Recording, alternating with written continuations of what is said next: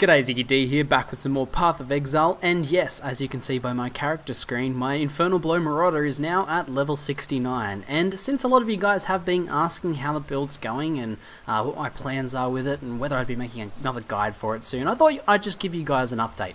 I thought by this point I might actually be ready to give you the full build guide. However, there's still a few other things I want to work out with the build before I actually do that guide, so that you guys can actually see the end game for it. So I thought that since I've done a fair bit of progression since my level 50 or 60 guide that I think I did last, I might actually just give you guys another update, just a bit more of a casual one. So we'll start off with some combat, and I'll just talk about how things are going. I'm currently farming docks. I've actually cleared Merciless. I'm going to turn my volume down because it's blasting my ears. I've cleared Merciless now, so I've defeated Piety and got all the points from that. All that good jazz. And I'm pretty much just now farming docks to gear up and get a few more levels so I can get ready for maps. Now the build's still quite a lot of fun and pretty much hasn't had an unfun moment in it at all, actually.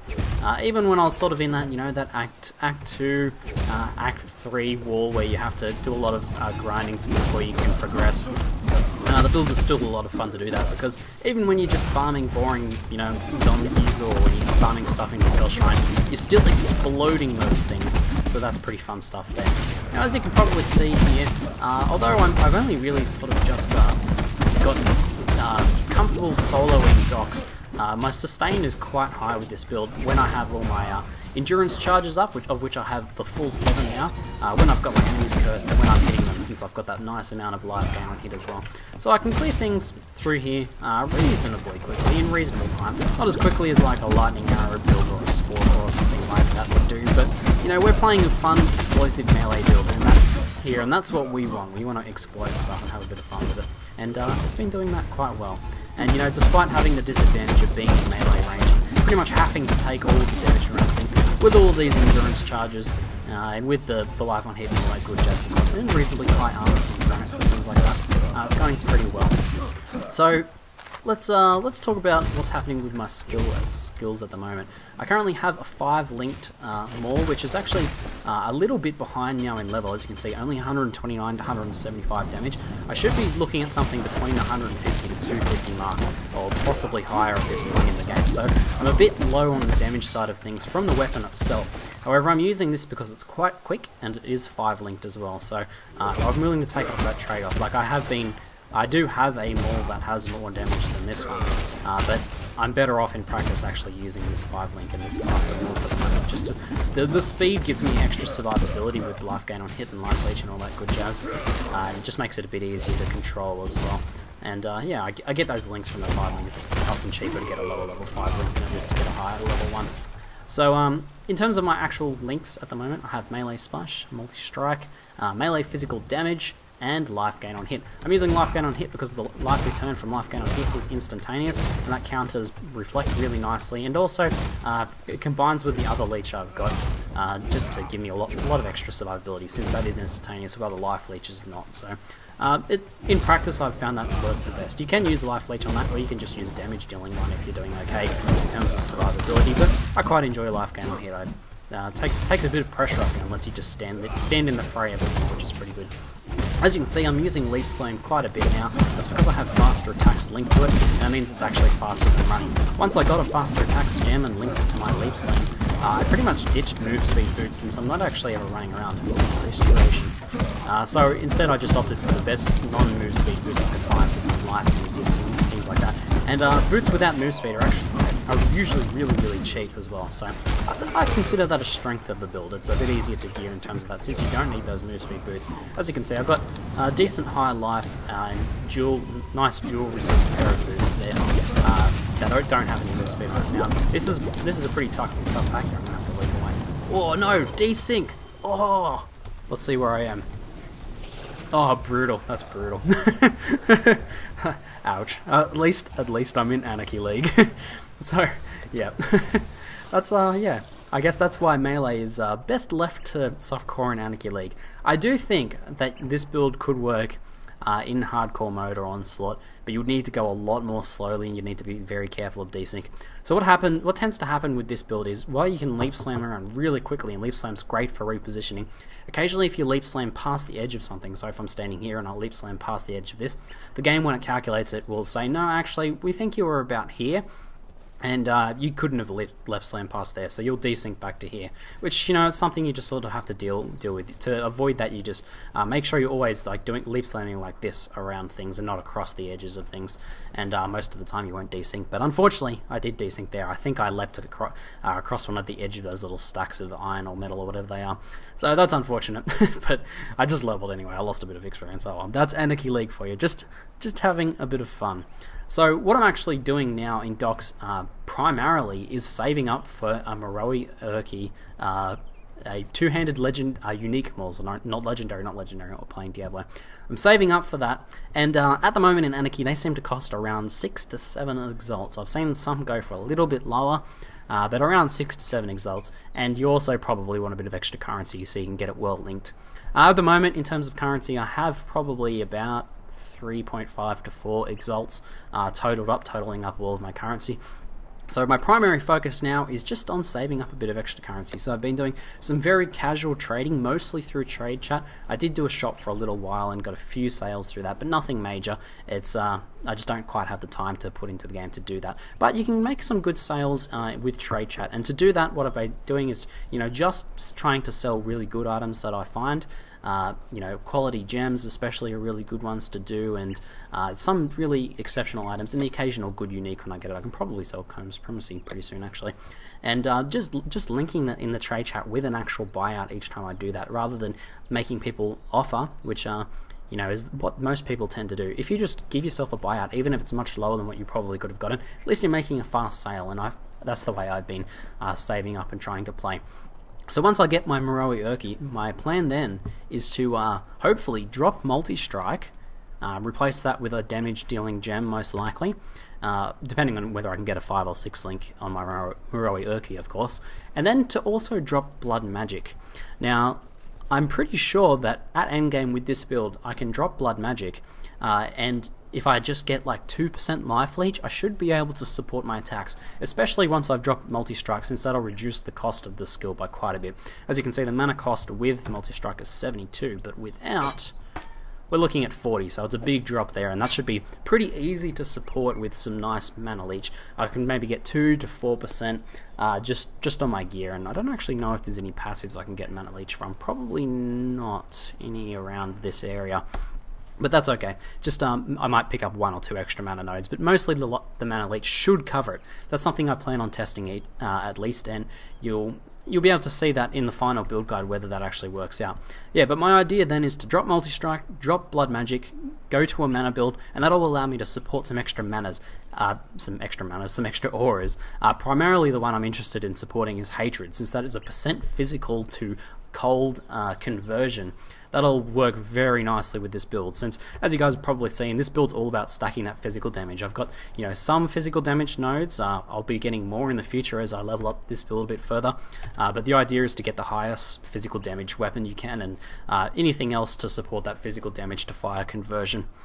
And with the Moroi Urki and its ridiculously high in physical damage, that should work out pretty good. I'm pretty excited for that.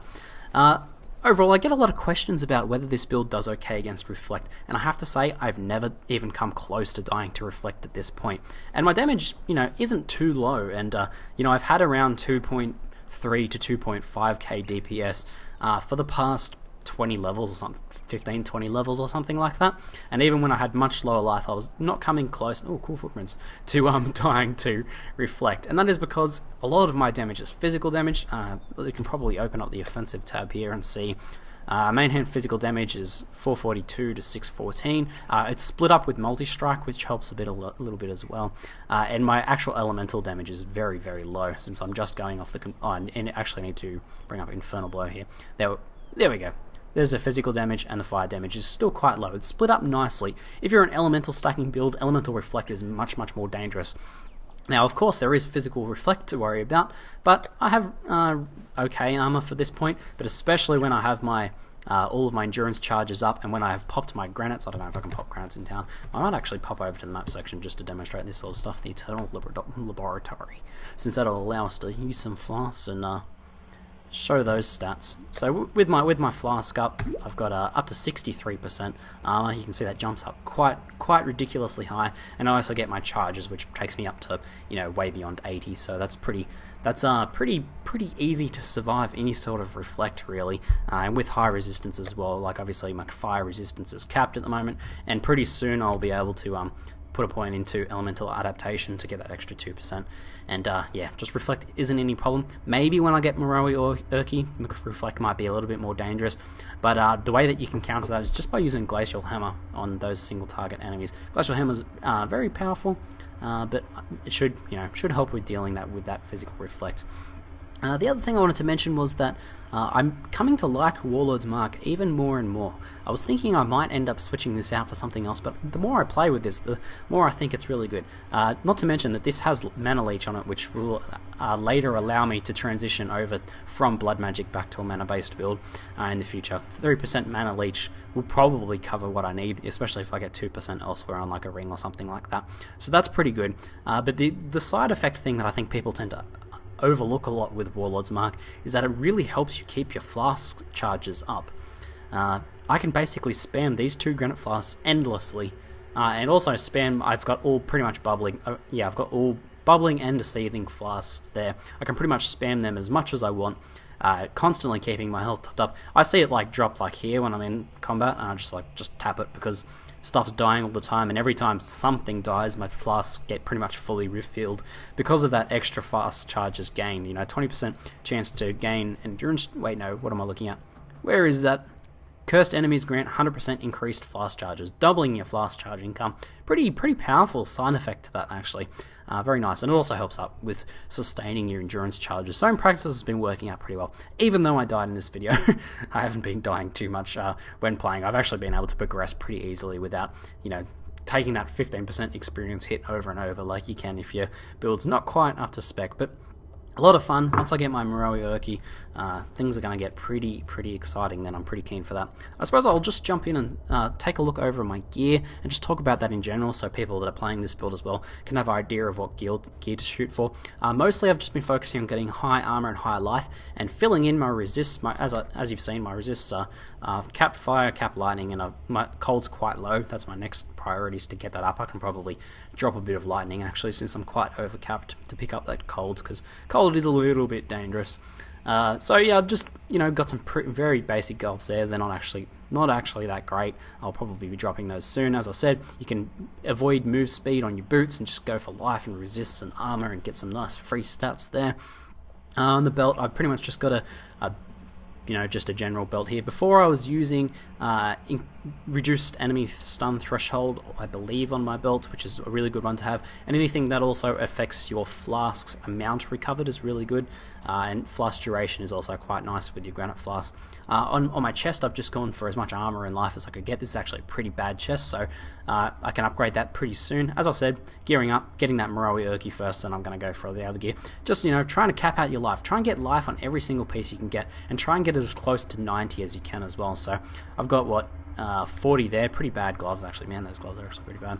But 79 on my armor's alright, 90 on my helmet's good, 67 on boots is okay, and then trying to get it wherever else I can. I have 77 on there, and I had a little bit on there, but try and get it on pretty much every single slot when you're a life-based build, and that will help out with your survivability a lot. I've had a few people say they got stuck around level 50 and are trying to progress, trying to get into Merciless properly, but stuck, and most likely 9 times out of 10 that's going to be the fact that you just don't have life rolls on all of your slots, or those life rolls are really bad, like they're 10 life like this ring here, or your armor is actually too many levels out of date. If you're more than 5 to 10 levels out of date on your armor, then the actual armor total that you have is going to be really quite low, and my armor at the moment is even quite low, so that's something I need to upgrade. But I've been able to progress and beat Merciless without too much trouble with this amount of armor. But if you're more out of date than that, then you're going to be having some problems. The only other gearing considerations to take note of is you are going to need some dexterity and intelligence. Deviating from my original build plan, I picked up this intelligence node here and this dexterity node here, and I've also kept this node here, because for its 10, well, 20 intelligence when you get those there, and you also get the 10 from there, but we'd be getting that anyway. And once you start heading off in this direction, you start getting a bit more dexterity, so that makes things a bit easier.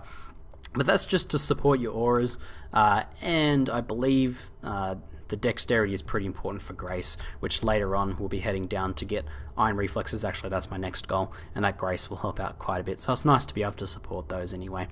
In terms of plans for the passive skill tree from here, as I said, going to come across, grab Iron Reflexes, that's the next goal. Then I'll come down and grab Berserkering, and from then I'm just going to fill out the damage dealing stats, basically focusing on ones with reduced stun threshold, which are here. I believe, yeah, so I'll come down and grab these ones next for all that reduced stun threshold, because that's going to be a nice way to keep mobs still and also to increase my survivability. But overall, it's been quite fun. Hopefully this video has helped you guys out that are still playing this build and having a bit of trouble with what to progress with, and just give you an idea of what to expect as you sort of start clearing through Merciless. Anyway, that's it for now. I'm ZiggyD, and thanks for watching.